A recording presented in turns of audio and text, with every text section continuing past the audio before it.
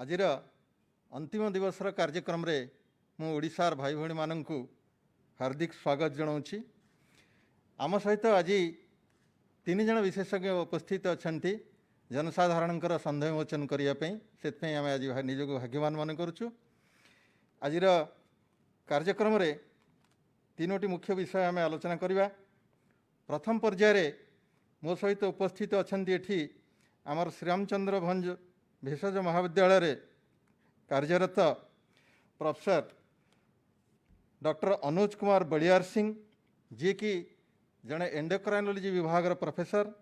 Endocrinology कहले आम अंतःस्रावी ग्रंथि संपर्कीय जो रोग जमती डायबिटीज थायरॉइड ये सब जिनस आलोचना करूँ जहाँ आजिकल बहुत बहुल भाव में देखा जाउची। तार कोविड रोग सहित कौन संपर्क बा होम आइसोलेशन समय रे आमे कौन कौन से संबंध में सतर्कता अवलंबन करवा आज से बाबद में आमको दिग्दर्शन देवे प्रोफेसर बलियार सिंह। मुझे स्वागत करुच्ची।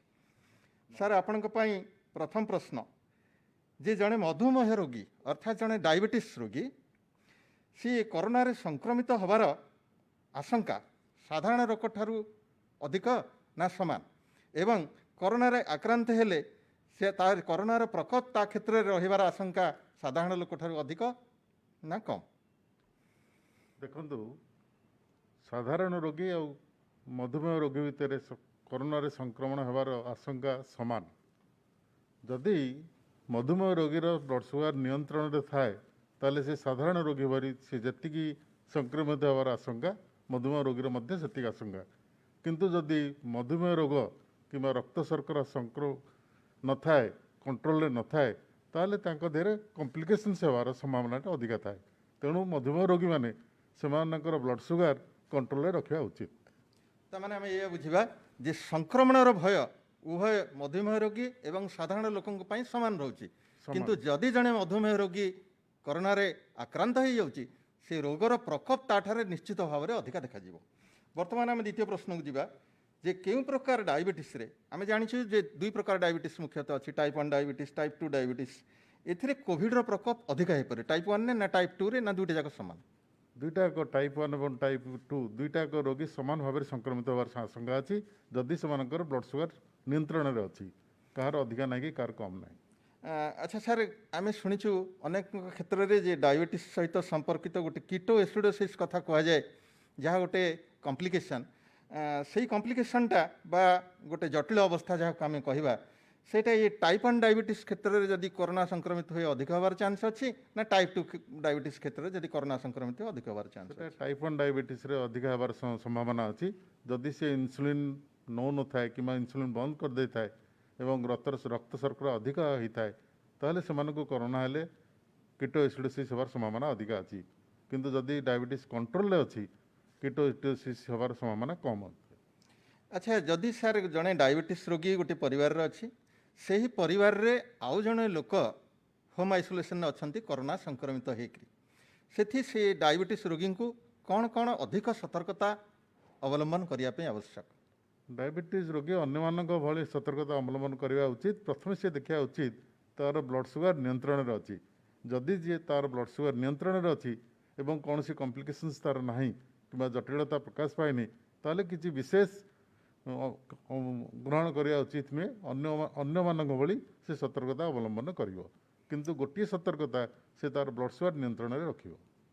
तेबे मोटामोटी कथा हला जे जो मूल रोग जहाँ डायबिटीज ताकू जदि नियंत्रण में रखा जाई पारिबो ताहले कोरोना समय विशेष किसी भयभीत होवार तापई आवश्यक नहीं।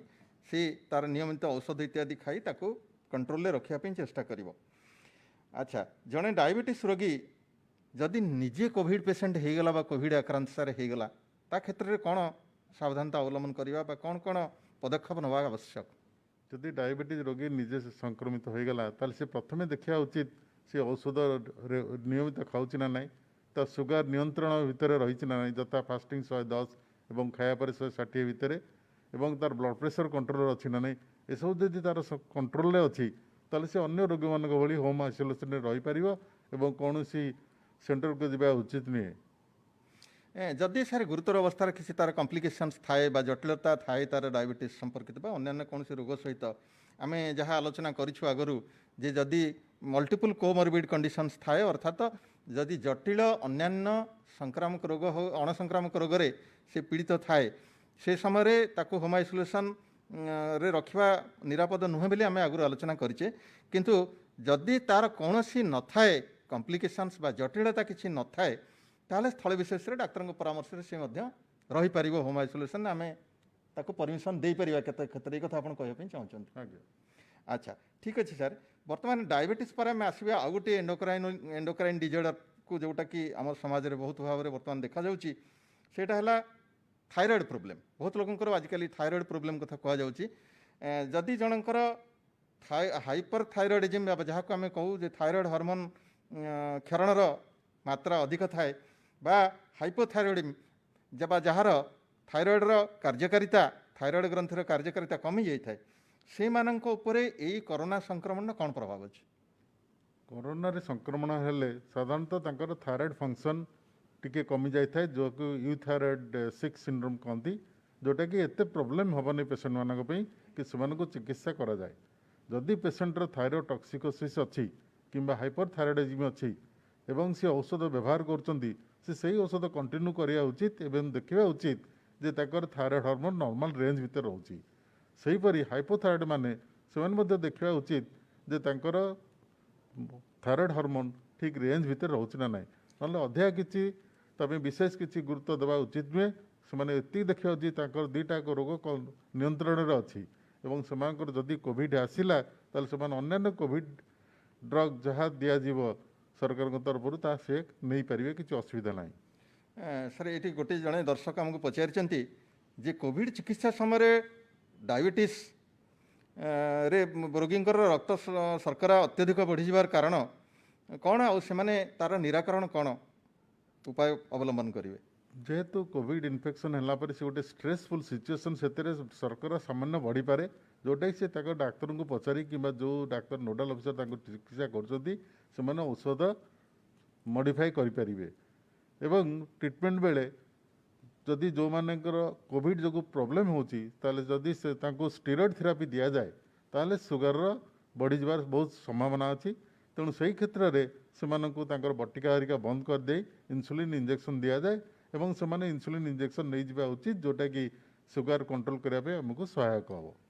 बहुत बहुत धन्यवाद सर बहुत प्रांजल भाव में आप आज डायबिटीज संपर्कित अनेक गुड़िए प्रश्नर बा संदेहर मोचन कले दर्शक माने से निश्चित भाव में लाभान्वित होते मोर विश्वास आउ मूल कथा है जे जदि मूल रोग डायबिटीज बा अन्य कौन एंडोक्राइन डिजीज आम पाखे अच्छी ताहले से समय तार चिकित्सा ठीक भाव जारी रखिले आम प्रति विपदर मात्रा कमिजिव।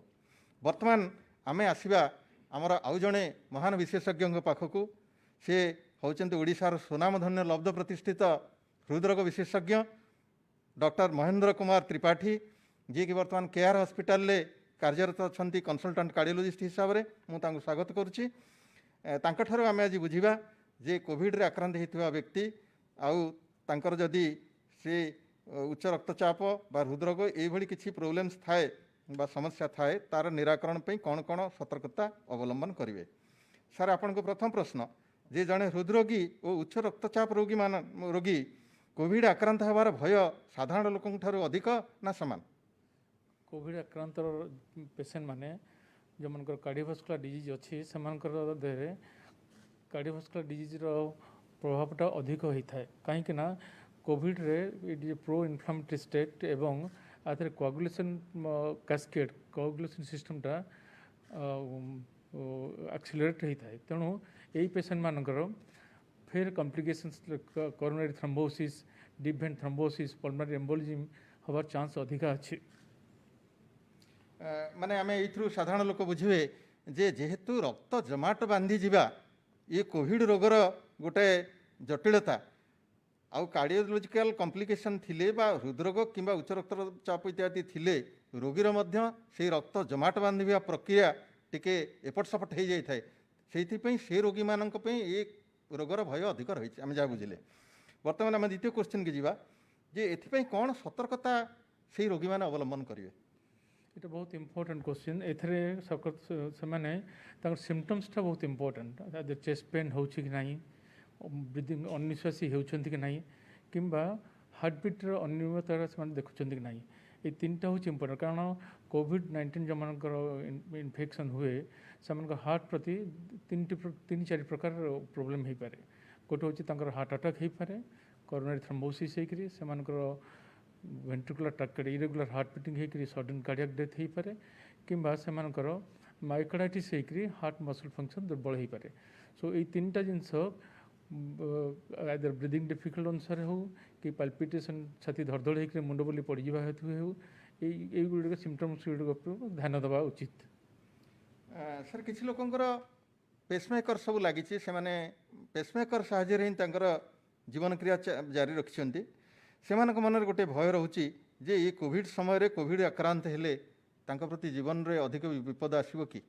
ନା, ଯେଉଁମାନଙ୍କର ପେସମେକର ଲାଗିଛି ଏବଂ ଷ୍ଟେବୁଲ୍ ପେସେଣ୍ଟ ଯେଉଁମାନେ ଆମର ଡିଜେନେରେଟିଭ୍ କଣ୍ଡକ୍ସନ୍ ଡିଷ୍ଟର୍ବାନ୍ସ ଯେଉଁଠି ପେସମେକର ଲାଗିଛି ସେମାନଙ୍କ ପାଇଁ ମାଇଲ୍ଡ କି ମଡରେଟ୍ କୋଭିଡ଼ରେ କିଛି ଅସୁବିଧା ହେବାର ଚାନ୍ସ ନାହିଁ। କିନ୍ତୁ ଯେଉଁମାନଙ୍କ ସିଭିୟର କୋଭିଡ଼ ଅଛି ସେମାନଙ୍କର ମାଇକାର୍ଡାଇଟିସ୍ ହେଇପାରେ, ହେଇକରି ଇରେଗୁଲାର ହାର୍ଟ ବିଟିଂ ହେଇପାରେ, ଇଏ ଗୋଟେ କ୍ୱେଶ୍ଚିନ୍। ଏବଂ ଯେଉଁମାନଙ୍କର ହାୟର ମଡେଲ୍ ଯେଉଁଠି CRTD କି CRTP ଲାଗିଛି ସେମାନଙ୍କର ହାର୍ଟ ମସଲ୍ ଫଙ୍କସନ୍ ଆହୁରି କମିଯାଇପାରେ ମାଇକାର୍ଡାଇଟିସ୍ ହେତୁ, ଏବଂ ହାର୍ଟ ବିଟ୍ ଇରେଗୁଲାର ହେବାର ଚାନ୍ସ ଅଛି। ତେଣୁ ପାର୍ଟିକୁଲାରଲି ଯେଉଁମାନଙ୍କର CRTD କି CRTP ଡିଭାଇସ୍ ଲାଗିଛି ସେମାନେ ବ୍ରିଦିଂ ଡିଫିକଲ୍ଟ ଅନିଶ୍ୱାସୀ କିମ୍ବା ହାର୍ଟ ବିଟ୍ର ଅନିୟମିତତା କିମ୍ବା ମୁଣ୍ଡ ବୁଲି ପଡ଼ିଯିବାର ଏ ଦୁଇଟି ଲକ୍ଷଣ ଦେଖିଲେ ଇମିଡ଼ିଏଟଲି ତାଙ୍କର କନସଲ୍ଟିଂ ଡକ୍ଟରଙ୍କୁ ଦେଖାଇବା ଉଚିତ। ସାର୍ ଆଉ ଗୋଟେ କଥା ଯେ ବର୍ତ୍ତମାନ କୋଭିଡ଼ ସଂକ୍ରମଣର ଭୟ ଚାରିଆଡ଼େ, ସମସ୍ତଙ୍କୁ କୋଭିଡ଼ ଭୟ ଘାରିଛି। ଲୋକମାନଙ୍କର ଗୋଟେ ସାଧାରଣ ଲୋକଙ୍କର ବିଶ୍ୱାସ ଅଛି ଯେ ଡାକ୍ତରଖାନାକୁ ଆମେ ଏବେ ଗଲେ କାଳେ କୋଭିଡ଼ ସଂକ୍ରମଣ ହେଇଯିବା କି। କିନ୍ତୁ ଏହି ସମୟରେ ଆମର ହୃଦରୋଗ ସହିତ ସମ୍ପର୍କିତ ବଡ଼ କାର୍ଯ୍ୟକ୍ରମ ସବୁ ଯେଉଁଗୁଡ଼ାକ ଆଞ୍ଜିଓଗ୍ରାଫି ହେଲା, ଷ୍ଟେଣ୍ଟିଂ ହେଲା, ଏସବୁ ଗୁଡ଼ାକ କରିବା କେତେ ନିରାପଦ ଲୋକ ପଚାରୁଛନ୍ତି।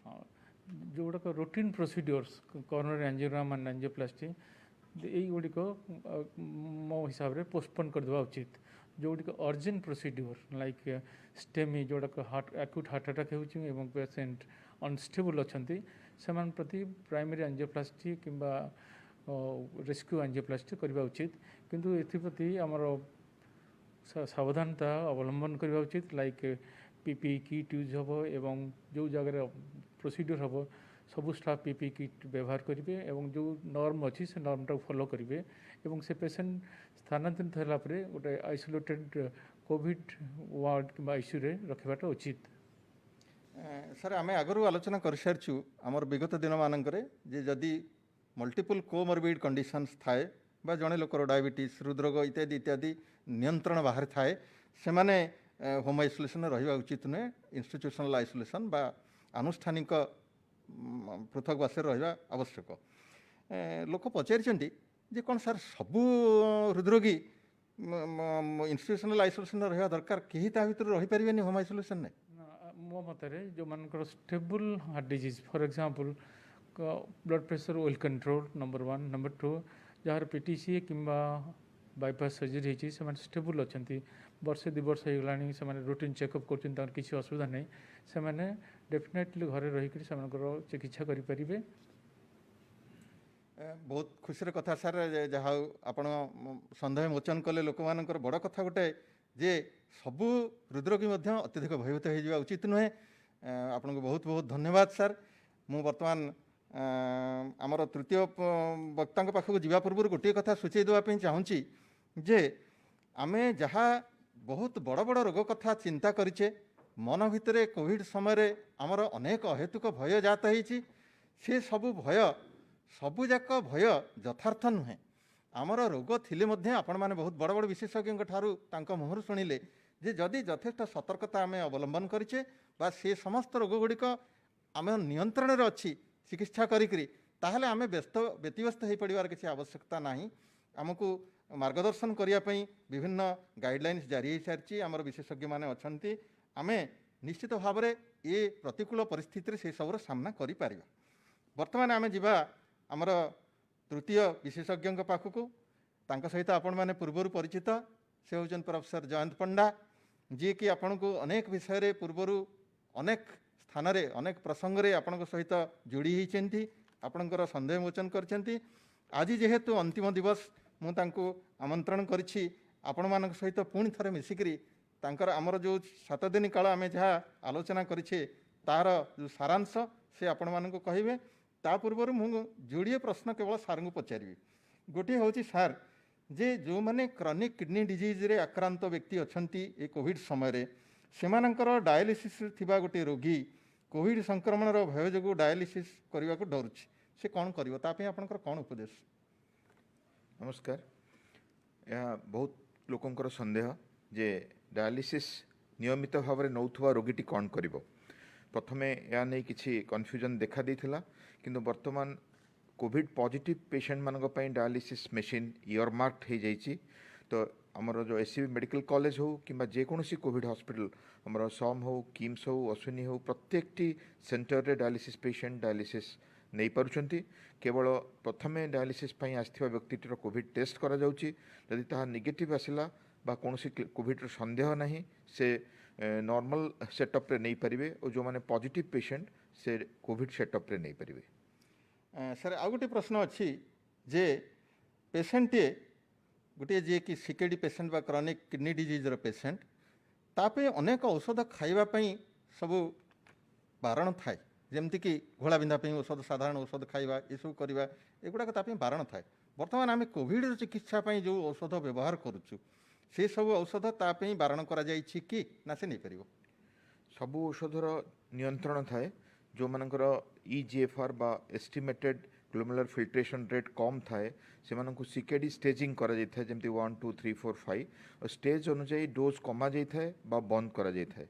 अनेक औषध थाए जहाँकि यही रोगी मानकु दिया जाय पारे नहीं। तेणु रोगींकर से किडनी रो फंक्शनल स्टाटस नहीं आम डिसाइड करथाउ को औषध दिया हबो केते डोज रे दिया हबो और तार कैलकुलेशन हमरो कोविड हॉस्पिटल रे करा जाय थाए। सेथि पई ए एडवांस रोगी कोविड हॉस्पिटल रे एडमिट होंती और तांको डोज कैलकुलेशन करा जाय।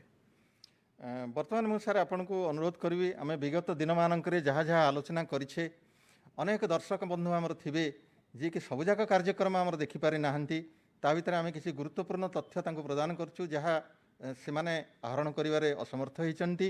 मु आपन को अनुरोध करी आमर सरकारंकर वैषयिक परामर्शदाता बाबदरे आपण से 7 दिन कार्यक्रम जहाँ जहाँ सारांश आम आलोचना करें सेगुड़िक टिके संक्षेप जनसाधारण को बुझे देवे सर।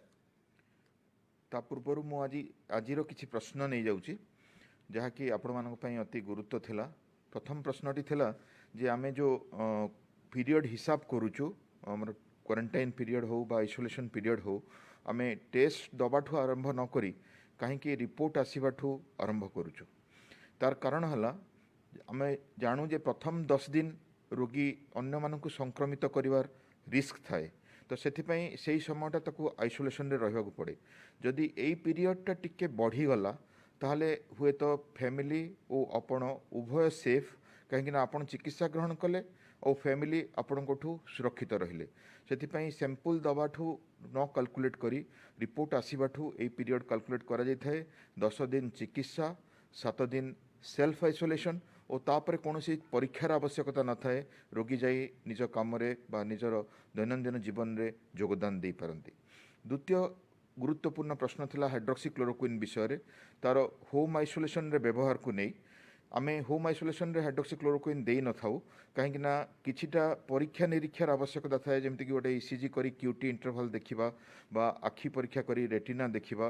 तेणु जो मानक आवश्यक हुए से परीक्षा पर दिया जाय थाए और सबु रोगी को होम आइसोलेशन किट रे एही औषध दिया जाए नहीं। तृतीय प्रश्न थिला ऑक्सीजन थेरापी विषय रे अनेके पचारिछंती जे आमे ऑक्सीजन घरे रखिबा पई चाहूचु आवश्यक स्थले नवा पई चाहूचु। जेहेतु आमे एंटीवायरल ड्रग्स घरे दउचे एंटीबायोटिक्स दउचे और बाकी सपोर्टिव ड्रग जोटा कि हमरो लिवोसेट्रिजिन हो बा मल्टीविटामिन हो दउचे जेमिति हठात जणे जदि हाइपोक्सिक होई पड़िले ऑक्सीजन घरे मध्य दिया जाय परिबो ता पई ऑक्सीजन कंसंट्रेशन बा ऑक्सीजन सिलिंडर दी प्रकार व्यवस्था अच्छी आपण ताकू मेडिकल कंसल्टेंट को संगे जोगाजोग करी घरे अवेलेबल करि परिबे और तार व्यवहार मध्य करि परिबे। तो यही प्रश्न गुड़ाक उत्तर देला परे मु आपन को गोटे समरी दउची जहाँ आमे होम आइसोलेशन वीक रे कले गत 1 सप्ताह धरी आपण अनेक वरिष्ठ विशेषज्ञ मानक शुणिले जो मानक ओडिशा रे सब अनेक लोक जानती और से पाखरे चिकित्सित होती और सेथिरे हमर होम आइसोलेशन रिलेटेड जहाँ समरी आसिला ମୁଁ କହିବି ଯେ ଏହି ମହାମାରୀ ସମୟରେ ଯଦି ଆମେ ନିଜର ଦୁର୍ଭାଗ୍ୟବଶତଃ ଏହି କୋଭିଡ-19 ଆକ୍ରାନ୍ତ ହେଲେ ଯଦି ଆମକୁ ଘରେ ରହି ଚିକିତ୍ସା ହେବାର ସୁଯୋଗ ମିଳିଲା ବା ଆମେ ସେଥିରେ ସମର୍ଥ ହେଲେ ତାଠୁ ଭଲ ସୁଯୋଗ ଆଉ କିଛି ହେଇନପାରେ। କିନ୍ତୁ କେଉଁମାନେ ଏହି ସୁଯୋଗ ପାଇପାରିବେ? ଆପଣ ଜାଣନ୍ତି ରୋଗ ସାମାନ୍ୟ ହୋଇପାରେ, ମଧ୍ୟମ ହୋଇପାରେ ବା ଗୁରୁତର ହୋଇପାରେ। ରୋଗ ଯଦି ସାମାନ୍ୟ ଅଛି ଆପଣ ନିଶ୍ଚିତ ଭାବରେ ଘରେ ରହିପାରିବେ। ଆପଣଙ୍କର ଯଦି କିଛି ଲକ୍ଷଣ ନାହିଁ ଆପଣ ନିଶ୍ଚିତ ଭାବରେ ଘରେ ରହିପାରିବେ। ଯାହାକୁ ଆମେ ହୋମ୍ ଆଇସୋଲେସନ୍ କହୁଛୁ। ହୋମ୍ ଆଇସୋଲେସନ୍ କିଟ୍ ଦିଆଯାଉଛି, ତାଙ୍କର ଡେସ୍କ୍ରିପସନ୍ ଦିଆଯାଉଛି, ଔଷଧ ଦିଆଯାଉଛି, ଫୋନ୍ ନମ୍ବର ଦିଆଯାଉଛି। ଯଦି ଅକସ୍ମାତ୍ କୌଣସି ସାମାନ୍ୟ ରୋଗୀ ମଧ୍ୟମ ଆଡ଼କୁ ଗତି କରନ୍ତି, ଯେମିତିକି ଧଇଁସଇଁ ହୁଅନ୍ତି, କାଶ ହୁଏ, ଜ୍ୱର ବଢ଼େ ବା ତାଙ୍କର ମୁଣ୍ଡରେ ବା ପେଟରେ ବଥା ହୁଏ, ପତଳା ଝାଡ଼ା ହୁଏ, ସେ 104ରେ ବା ମ୍ୟୁନିସିପାଲିଟିକୁ କଣ୍ଟାକ୍ଟ କରି ନିଜେ ଟ୍ରାନ୍ସଫର ହୋଇପାରିବେ ଯେକୌଣସି କୋଭିଡ଼ ହସ୍ପିଟାଲରେ ଫର୍ଦର ମ୍ୟାନେଜମେଣ୍ଟ ପାଇଁ। ତାପରେ ରହିଲା ଗୁରୁତର ଅବସ୍ଥା, ଯାହା କୋଭିଡ଼ ହସ୍ପିଟାଲରେ ହିଁ ସେମାନେ ଚିକିତ୍ସିତ ହେବେ ଓ ମଧ୍ୟମରୁ ଯେଉଁମାନେ ଗୁରୁତରକୁ ଯାଉଛନ୍ତି ସେଠି କୋଭିଡ଼ ହସ୍ପିଟାଲରେ ତାଙ୍କର ଯତ୍ନ ନିଆଯାଉଛି। ତୃତୀୟ ଜିନିଷ ହେଲା ଏଇ ଯେଉଁ କୋମର୍ବିଡିଟିସ୍ ରହୁଛି, ଯେମିତି ଆଜି ଆପଣ ଶୁଣୁଥିଲେ ହୃଦରୋଗୀମାନଙ୍କ ବିଷୟରେ, ଡାଇବେଟିସ୍ ରୋଗୀମାନଙ୍କ ବିଷୟରେ, ସେମିତି ଉଚ୍ଚ ରକ୍ତଚାପ ରୋଗୀ, କିଡ଼ନୀ ରୋଗୀ, ଯେଉଁମାନଙ୍କର ଶ୍ୱାସ ଅଛି, ଯେଉଁମାନେ କ୍ୟାନ୍ସର ରୋଗୀ, ଯଦି ସେଇ ରୋଗ ସବୁ ବି ନିୟନ୍ତ୍ରଣରେ ଅଛି ବା ରୋଗୀର ସାଧାରଣ ଅବସ୍ଥା ଅଛି, ସେମାନେ ମଧ୍ୟ ହୋମ୍ ଆଇସୋଲେସନରେ ରହିପାରିବେ। କାହିଁକିନା ସେମାନେ ଅନେକ ଔଷଧ ବ୍ୟବହାର କରୁଛନ୍ତି, କିଏ ଇନ୍ସୁଲିନ୍ ବ୍ୟବହାର କରୁଛନ୍ତି, ସେମାନେ ପ୍ରାଇମେରୀ ରୋଗର ବା କୋମର୍ବିଡ୍ର ବା ବ୍ୟାକ୍ଗ୍ରାଉଣ୍ଡ ଇଲନେସ୍ର ଔଷଧ ବ୍ୟବହାର କରୁଛନ୍ତି, ଯେଉଁ ଔଷଧର ବ୍ୟବହାର ବହୁତ ସ୍ମୁଥ୍ ହୋଇପାରିବ ଘରେ ରହିବା ଦ୍ୱାରା। ଯେଉଁମାନଙ୍କର ମାନସିକ ବିଷାଦ ରହୁଛି ସେମାନଙ୍କୁ ସ୍ପେଶିଆଲ ଆଟେନସନ୍ ଦରକାର, ସେମାନଙ୍କୁ ଚିକିତ୍ସା ଦରକାର, ସେମାନଙ୍କୁ ଔଷଧ ଦରକାର। କାହିଁକିନା ଅନେକ ଏବେ ଏଇ ଯେଉଁ ଲକଡାଉନ୍ ସଟ୍ଡାଉନ୍ ପିରିୟଡ଼ ଓ କୋଭିଡ-19ର ଚିନ୍ତାରେ ବିଷାଦଗ୍ରସ୍ତ ହୋଇଗଲେଣି। ତ ଘରେ ରହିବା ଦ୍ୱାରା ତାଙ୍କର ମାନସିକ ବିଷାଦ କମିପାରିବ ଓ ତାଙ୍କର ଚିକିତ୍ସା ମଧ୍ୟ ସୁବିଧାଜନକ ଭାବରେ ହୋଇପାରିବ। ତାପରେ ବି ଆପଣଙ୍କୁ ଯଦି କିଛି ଚିକିତ୍ସା ଦରକାର ଥାଏ ଆପଣ ଟେଲିକନସଲଟେସନ୍ କରିପାରିବେ, 104ରେ କଣ୍ଟାକ୍ଟ କରିପାରିବେ। ଛୋଟ ଛୋଟ ଅସୁବିଧା ପାଇଁ ଆପଣ ମେଡ଼ିକାଲ ଆସନ୍ତୁନି ଓ ନିଜକୁ ହାଇ ରିସ୍କକୁ ଏକ୍ସପୋଜ୍ କରନ୍ତୁନି। ତାହା ହେଲା ମୋର ସଜେସନ୍। ଛୋଟ ପିଲାମାନଙ୍କୁ ଦେଖିବା, ଯେଉଁ ଘରେ ଛୋଟ ପିଲାମାନେ ଅଛନ୍ତି ସେମାନେ ହୁଏତ ନିୟମ ମାନି ନ ପାରନ୍ତି, ମାସ୍କ ପିନ୍ଧି ନ ପାରନ୍ତି, ଏପଟ ସେପଟ ଦୌଡ଼ି ପାରନ୍ତି, ତାଙ୍କୁ ଗୋଟାଏ ବାଥରୁମ୍ କରିବା ବା ଗୋଟାଏ ଘର କରିବା ପ୍ରାକ୍ଟିକାଲି ଇମ୍ପସିବଲ୍। ସେଇ ଜାଗାରେ ଘରର ଅନ୍ୟ ଲୋକମାନେ, ଯେଉଁମାନେ କି ବୟସ୍କ ଲୋକମାନେ, ସେମାନେ ନିଜକୁ ତୟାର କରିନେବା ଦରକାର ସେଇ ଛୋଟ ଶିଶୁଟେ ସହ ଆଡ଼ଜଷ୍ଟ କରିବା ପାଇଁ। ଯଦି ସେ ପଜିଟିଭ୍ ହୋଇଥାନ୍ତି ବା ସେ କ୍ୱାରେଣ୍ଟିନ୍ରେ ଥାଆନ୍ତି, ତାଙ୍କର ଆବଶ୍ୟକତା ଅନୁଯାୟୀ ବଡ଼ ଲୋକମାନେ ନିଜକୁ ଆଡ଼ଜଷ୍ଟ କରିଦେବା ଦରକାର। ଦ୍ୱିତୀୟ କଥା ହେଲା ତା'ର ଯେଉଁ ଟୀକାକରଣ, ଗର୍ଭବତୀ ସ୍ତ୍ରୀଟିଏ ହେଉ ବା ଛୋଟ ପିଲାଟିଏ ହେଉ, ତାଙ୍କର ଯେଉଁ ଟୀକାକରଣ କାର୍ଯ୍ୟକ୍ରମ ଆମେ ବନ୍ଦ କରିବା କଥା ନୁହେଁ। କାହିଁକିନା କୋଭିଡ଼ ଥିଲେ ମଧ୍ୟ ଆମେ ଠିକ୍ ସମୟରେ ନେଇ ତାଙ୍କୁ ଟୀକା ଦେବା ଦରକାର। ଦେଖାଦେଇଛି ଟୀକା ନେବା ଦ୍ୱାରା ତାଙ୍କର କୋଭିଡ଼ ହେବାର ସମ୍ଭାବନା ମଧ୍ୟ କମେ ଓ ତାଙ୍କର ଦେହର ଯେଉଁ ଇମ୍ୟୁନ୍ ପାୱାର ବା ରୋଗ ପ୍ରତିରୋଧକ ଶକ୍ତି ବଢ଼ିଥାଏ। ଜଣେ ଗର୍ଭବତୀ ସ୍ତ୍ରୀ ଲୋକ ଯଦି ଡେଲିଭରି କରିବା ପାଇଁ ଚାହାନ୍ତି ବା ନିଜର ଯେଉଁ ଚାଇଲ୍ଡ ବାର୍ଥ ପାଇଁ ଚାହାନ୍ତି, ତା'ର କୋଭିଡ଼ ସେଟଅପ୍ରେ ମଧ୍ୟ ହୋଇପାରିବ। Covid positive pregnant lady Covid ସେଟଅପ୍ରେ ଡେଲିଭର କରିପାରିବେ। ଏସ୍ସିବି ମେଡ଼ିକାଲ କଲେଜରେ ବି ତା'ର ସୁବିଧା ଅଛି ଓ ପ୍ରତ୍ୟେକଟି କୋଭିଡ଼ ହସ୍ପିଟାଲରେ ବି ତା'ର ସୁବିଧା ଅଛି ଓ ସେ ନିଜେ କେୟାରଫୁଲି ଡେଲିଭରି କଲେ ଛୁଆ ବି ଠିକ୍ ରହିବ, କୋଭିଡ଼ ନେଗେଟିଭ୍ ରହିବ ଓ ସେ ସ୍ତନ୍ୟପାନ ମଧ୍ୟ କରିପାରିବେ, ନିଜେ ମାସ୍କ ପିନ୍ଧି ସ୍ତନ୍ୟପାନ କରାଇପାରିବେ ଓ ଶିଶୁର ଯତ୍ନ ନେଇପାରିବେ। ଆମେ ଅନେକ ବିଶେଷଜ୍ଞଙ୍କୁ ଶୁଣିଲେ, ମାନସିକ ଚିନ୍ତାଠୁ ଗର୍ଭବତୀ ସ୍ତ୍ରୀ ଯାଏଁ, ଛୋଟ ଶିଶୁଙ୍କଠୁ ଆରମ୍ଭ କରି ଆମର ମସ୍ତିଷ୍କ ଓ ଡାଇବେଟିସ୍ ଯାଏଁ ପ୍ରତ୍ୟେକଟି ଅସୁବିଧାରେ ଆପଣ ଦେଖିଲେ ଯଦି ରୋଗୀ ଠିକ୍ ଥାଆନ୍ତି ତାହେଲେ ହୁଏତ ଆମେ ତାଙ୍କୁ ଘରେ ରଖି ଚିକିତ୍ସା କରିପାରିବା, ଯାହାକି ଆମର ଏଇ ଯେଉଁ ହୋମ୍ ଆଇସୋଲେସନ୍ ଡିସ୍କସନ୍ର ଥିମ୍ ଥିଲା। ତେଣୁ ଗୋଟେ କଥା ମୁଁ କହିବି ହୋମ୍ ଆଇସୋଲେସନ୍ ବିଷୟରେ, ଯେଉଁ ଜିନିଷଟା ଇଂରାଜୀରେ ଆମେ ସ୍କୁଲରେ ପଢ଼ିଥିଲେ, home home sweet home, there is no place like home. ଘର ଭଳି କେଉଁଠି ଜାଗା ନାହିଁ ଆଉ ସମସ୍ତେ ନିଜ ଘରକୁ ବହୁତ ଭଲ ପାଇଥାନ୍ତି। ଯଦି ଆପଣ ନିଜ ଘରେ ରହି ଏହି ପ୍ରକାର ଦୁରାରୋଗ୍ୟ ଚିକିତ୍ସାର ସୁବିଧା ପାଇଲେ ତ ତାଠୁ ଆଉ ଖୁସିର କଥା କ'ଣ ହେଇପାରେ। ତେଣୁ ଯଦି ଆପଣଙ୍କର ବେଶୀ ଅସୁବିଧା ନାହିଁ, ଅକ୍ସିଜେନ୍ ସାଚୁରେସନ୍ ଯଥେଷ୍ଟ ଅଛି, ଜ୍ୱର ନାହିଁ, ମୁଣ୍ଡ ବିନ୍ଧା ନାହିଁ, ଆପଣ ସାଧାରଣ ବଟିକା ଦ୍ୱାରା ମ୍ୟାନେଜ୍ କରିପାରୁଛନ୍ତି, ତାହେଲେ ହୋମ୍ ଆଇସୋଲେସନ୍ ଡେଫିନେଟଲି ପ୍ରିଫର୍ଡ଼। ଆଉ ଯେତେବେଳେ ବି ଆପଣ ଭାବୁଛନ୍ତି ଆପଣଙ୍କୁ इन्स्टिट्यूशनल एडमिशन दरकार बा जीवा दरकार ऑक्सीजन पाई कि बा फर्दर ट्रीटमेंट जोटा कि हमर इंजेक्टेबल एंटीवायरल बा स्टेरॉइड पाई गोटे कोविड हॉस्पिटल को आपण पाखे 104 अच्छी आपण पाखे फोन नंबर अच्छी इमिडिएटली कांटेक्ट करके आपण ट्रांसफर हो पारे। आउ गोटे कथा देखा जाउची वर्तमान कोविड भय गाँव रे सहर रे अनेक लोक विभिन्न औषध जमीक एजिथ्रोमाइसिन पारासीटामोल लिभोसेट्रिजिन फेविपिराभिर यू बटिका किणी खाइबार लगी डाक्तर बिना सुपरविजन रे ताहा विपज्जनक हो पारे। यही सब औषधर पार्श्व प्रतिक्रिया अच्छी यह लाभ अपेक्षा आमको बेसी क्षति पहुँचे पारे।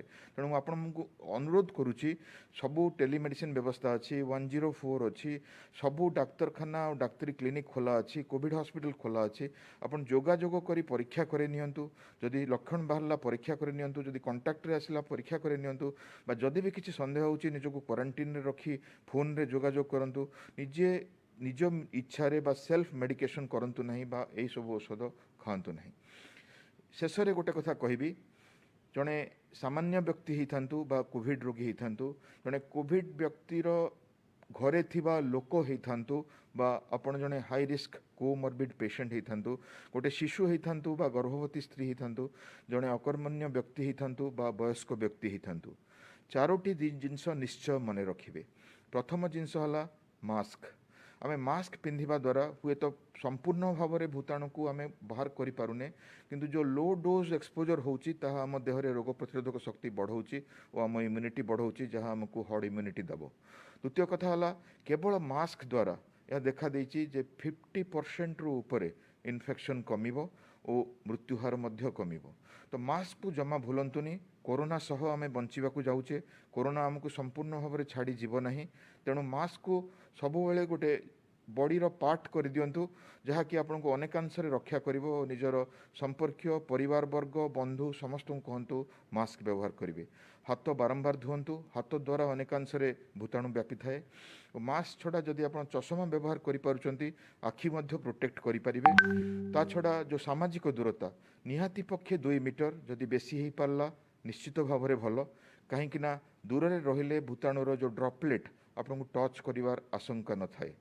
शेष रहा डिसइनफेक्शन आपणकर घर हो आपणकर टेबुल हो आपणकर मोबाइल हो आपणकर डायरी हो आपणकर प्रतिटी पर्सनल जिनस आपणकर परिवेश प्रत्येक दिन बारंबार डिसइनफेक्ट हवा दरकार जदि आप बाहर को जाउछंती ओ काम करूछंती।